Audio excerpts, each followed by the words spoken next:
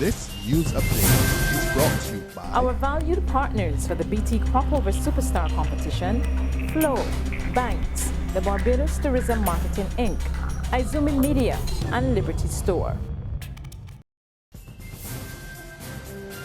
This is the Barbados Today afternoon update for Wednesday, July 14th. Thank you for joining us. I am Mary Claire Williams. Faced with the prospect of a national shutdown, the social partners are at this hour meeting at the Lloyd Erskine Sandiford Centre.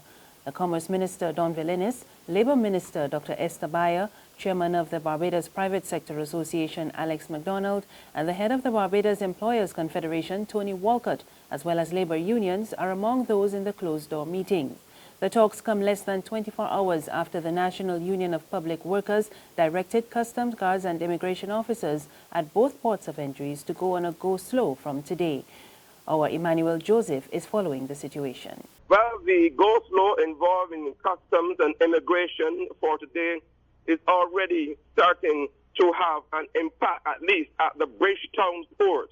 A short while ago, we spoke to the Chief Executive Officer of the Barbados Port Authority, David Jean-Marie, who said that the go-slow there has caused a backup of cargo. He says because of the slow rate of releasing cargo, that the backup has resulted. He also said that no contingency plans can be made to deal with that because of the release of cargo involved the customs.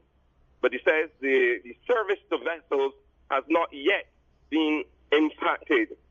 At the airport, the corporate communications officer there, Keith Goddard, says the airport is operational and they are monitoring the situation, but they said they have contingency plans to deal with any major impact. Meantime, the National Union of Public Workers, they're still collaborating with the Barbados Workers Union as to a date for the planned national shutdown.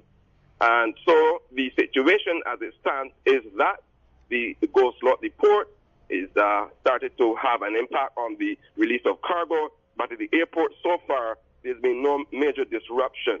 And the date for the planned shutdown is still being worked out. Emmanuel Joseph for Barbados Today. Workers at the Sanitation Services Authority remain off the job for a fifth day as the NUPW continues to protest the failure of the BIDC to withdraw letters of termination issued to 10 employees. The NUPW is threatening a national shutdown if the matter is not resolved. But the head of the Barbados Economic Society says a national shutdown is not in the country's best interest at this time. While expressing solidarity with the workers' plight, Jeremy Stephen tells Barbados Today any prolonged industrial action will have a negative impact on the public purse. A shutdown of the airport via the customs and immigration services being provided or supposed to be provided wouldn't mean well for many of our people. Think about it this way: a lot of people will be traveling in, and a lot of people, ironically, might be traveling out on regional business.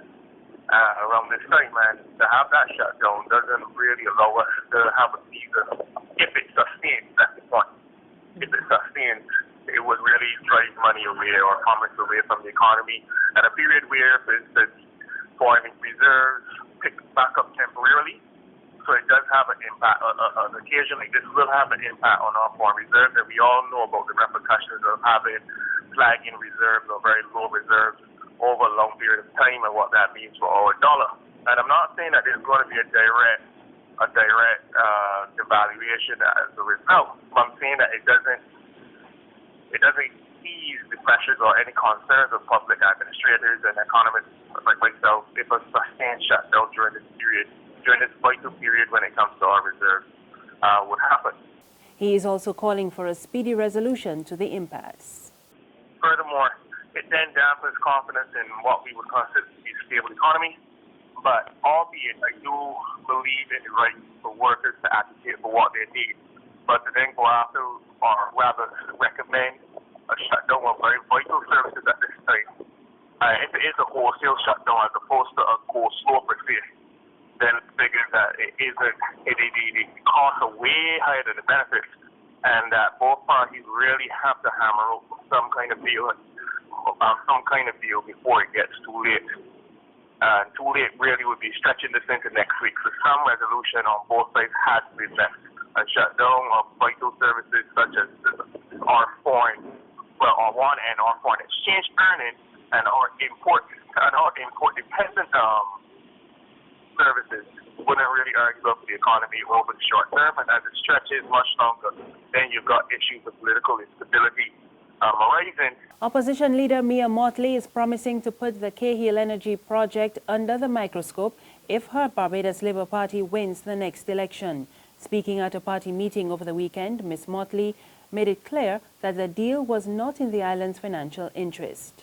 I want to send a message to the present investors and the future investors.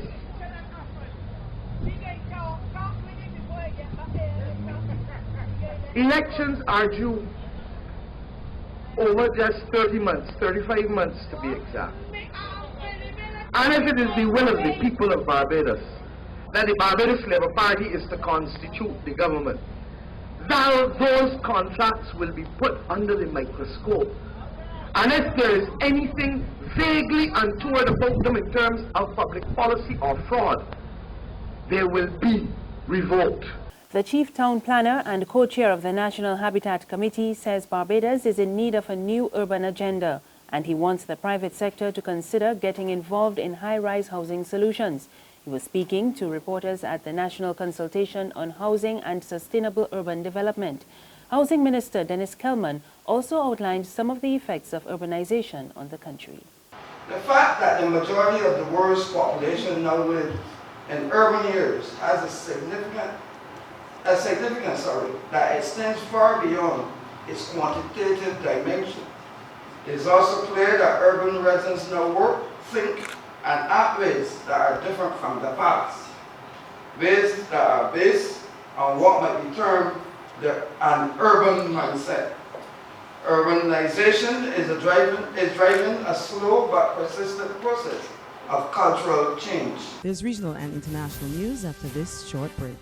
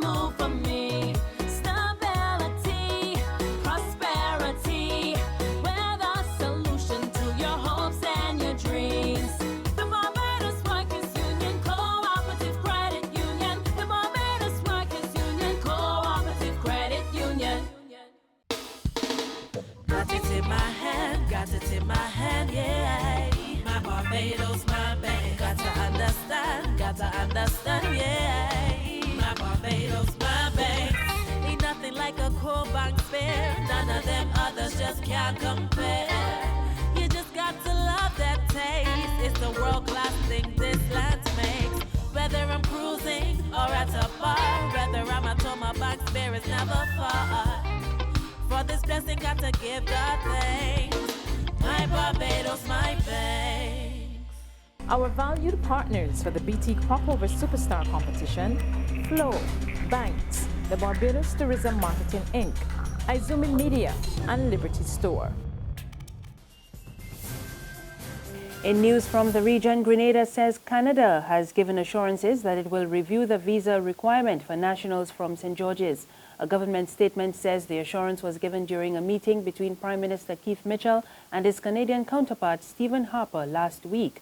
The statement quoted Mitchell as raising concerns over the cost and travel inconvenience for nationals who need to go to Trinidad for Canadian visas. Internationally, after years of negotiations, world powers have reached a deal with Iran to prevent Tehran from developing nuclear weapons. In exchange, some economic sanctions will be lifted against Iran, which will be allowed to continue a peaceful nuclear program. But the Israeli Prime Minister Benjamin Netanyahu described the deal as a historic mistake.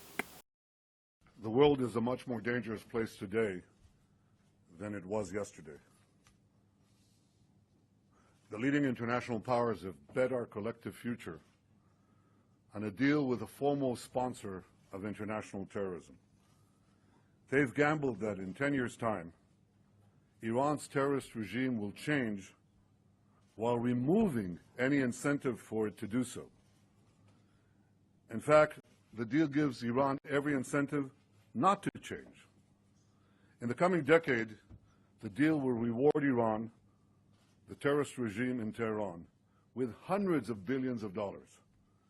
This cash bonanza will fuel Iran's terrorism worldwide, its aggression in the region, and its efforts to destroy Israel, which are ongoing.